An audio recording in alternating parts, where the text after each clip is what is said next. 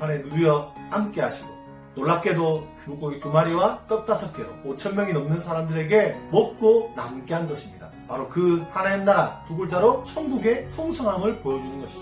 여러분, 하나님 나라는요 풍성한 것입니다. 하나님 나라는요 필적한 사람들이 없습니다. 하나님 나라는요 차별이 없습니다.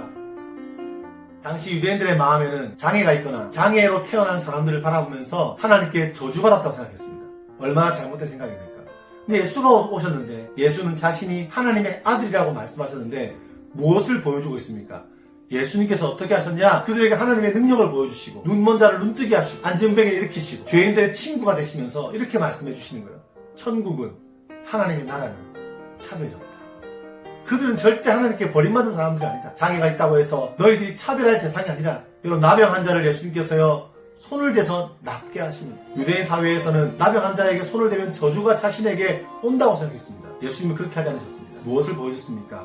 그게 하나님 나라의 능력인가 도시에 하나님 나라가 무엇인지를 알려주시는 거예요. 비록 그 제자들이 그 예수님의 놀라운 하나님 나라 이야기를 듣고도 잘 몰랐지만, 성령을 체험하러 말미암아 초대교회에 내 것으로 여기지 않고, 나에게 주어진 물질과 나에게 주어진 시간과 나에게 주어진 땅들을요 내 것으로 여기지 않고 남들에게 나눠줌으로 말미암아 교회 공동체에 어떤 일이 있습니까? 초대교회에 필적함이 없더라.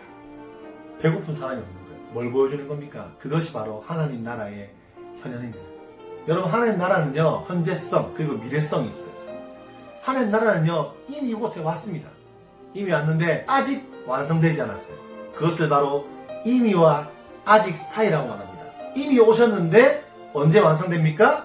예수 그리스도가 재림할 때 완전히 완성될 겁니다. 그러면 이 땅에 살아가는 우리가 그 하나님 나라를 어떻게 경험하며 살아갑니까? 바로 하나님 나라의 질서, 이 땅에서 하나님 나라의 약속, 다른 것으로 쉽게 설명하면 오늘 말씀을 듣고 그 말씀을 나의 것으로 받아들이고 순종하고 내 한 걸음을 전진하고 살아갈 때, 그럼 그곳에 하나님 나라가 임하는 것입니다.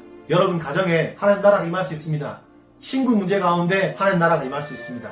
학교 생활 가운데 하나님의 나라가 임할 수 있습니다. 우리나라의 종교계에 하나님 나라가 임할 수 있고, 우리나라의 정치계에 하나님 나라가 임할 수 있고, 우리나라의 예술 계통에 하나님 나라가 임할 수 있습니다. 누구를 통해서요? 하나님의 백성들을 통해서. 여러분, 바로 이 하나님 나라의 놀라운 질서를 경험하고 살아가는 백성들 되기를 축복합니다. 힘든 일 있죠? 어려운 일 있을 겁니다, 여러분. 친구들 대하는 것도 쉽지 않을 겁니다. 우리 어르신들은 자녀들과 관계하는 것이 쉽지 않을 겁니다. 그죠? 먹고 사는 문제도 걸려 있습니다. 학교 생활을 어떻게 새롭게 시작할까 걱정스러운 사람이 있을 겁니다. 근데 기억해야 돼요. 우리 하나님 나라의 백성입니다. 다른 말로 하면 하나님 나라의 다스림을 받는 사람들입니다. 하나님 나라를 나타내는 삶을 살 수 있습니다. 여러분, 그런 삶이 되기를 간절히 축복합니다. 교회 가는 길 그대와 함께 걷고 싶어. 예쁜 날 그 언덕 그 너머까지 함께 걷고 싶어.